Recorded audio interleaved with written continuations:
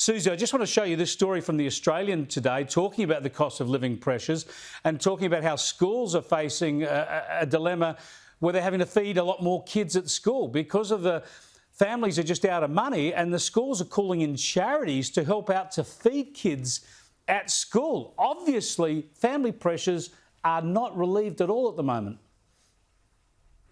Look, and there are even reports that kids are stealing from each other's lunch boxes, just so they've got something to eat. And clearly that's a sign that families are really hurting. But, I feel like we just can't win at the moment. So at the moment, we've got an uncertain economic climate, and that's why they've paused interest rates. Who knew that could feel so good?